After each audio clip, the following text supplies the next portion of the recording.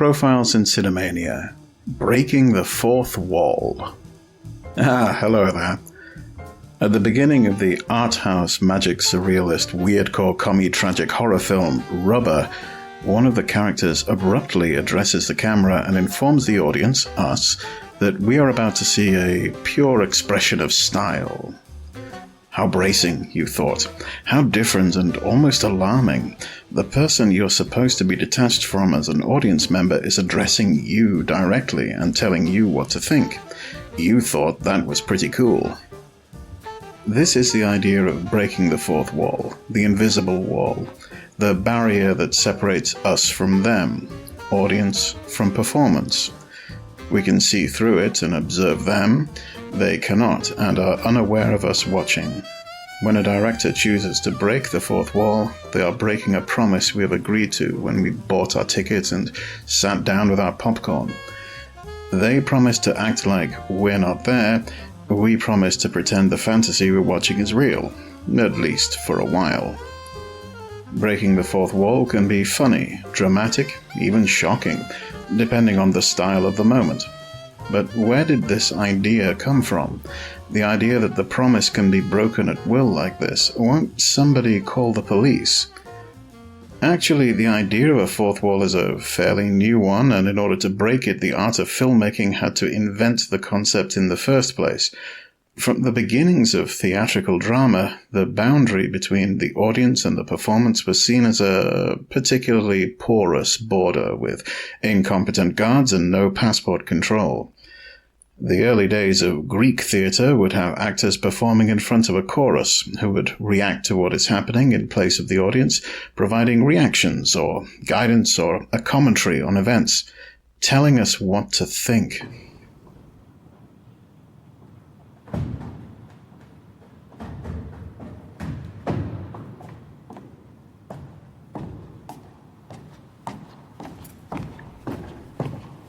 Let's move ahead a little bit.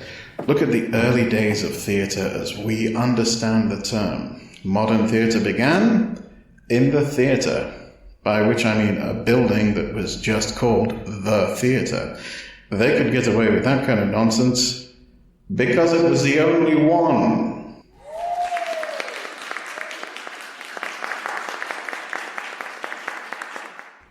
Midsummer Night's Dream.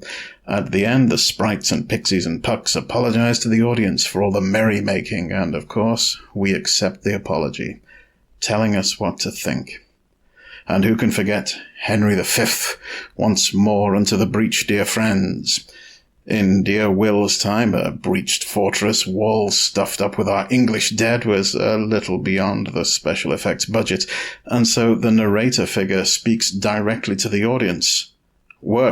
Work your thoughts, and therein see a siege. Behold the ordnance on their carriages, with fatal mouths gaping on girded harfleur, telling us what to think, and just how to think it. Good old Will.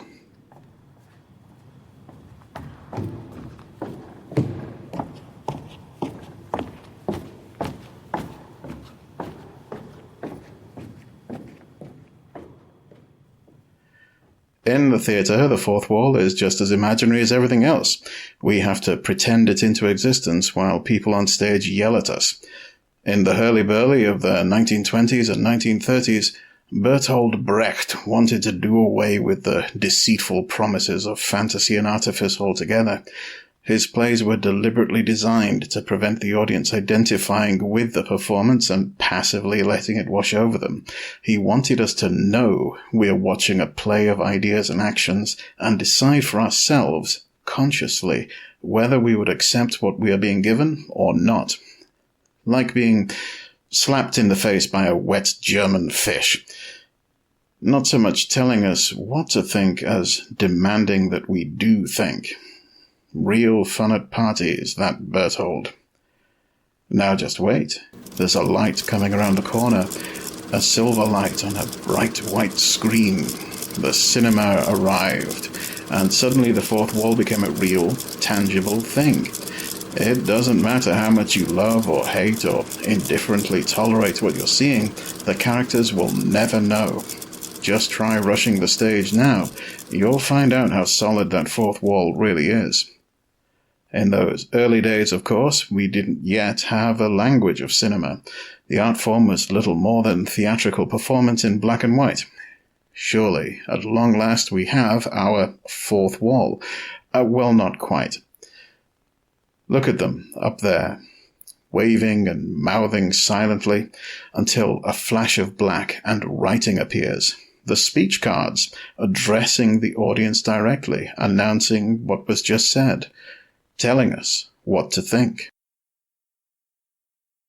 The silent era lasted less time than you might think, of course. It wasn't long before the technology improved and filmmakers really started to explore the possibilities on celluloid not open to mere grease paint and painted cloth. The age of sound came upon us with a shock, and we would soon no longer need those interstitial cards telling us what the people are saying. We can listen out for ourselves. What was the first sentence spoken aloud on film once they got the recording and syncing technology right? In 1927's The Jazz Singer, "Wait a minute, you ain't heard nothing yet." Still breaking that fourth wall. Still telling us what to think after all this time. Now we have the birth of cinema, real cinema, the stuff that gets remastered Blu-ray releases, and your film professor assures you stands up really well if you just give it a chance. Real life, or as near as the silver screen can manage, all presented in full sight and sound behind the invisible and impenetrable fourth wall. And before we can have those cheeky, winking, break the fourth wall moments, we needed centuries of technology and development and literature where there was no such thing, where the so-called fourth wall was a hazy agreement with the audience to play along with the make-believe, and an agreement that was cheerfully and regularly suspended.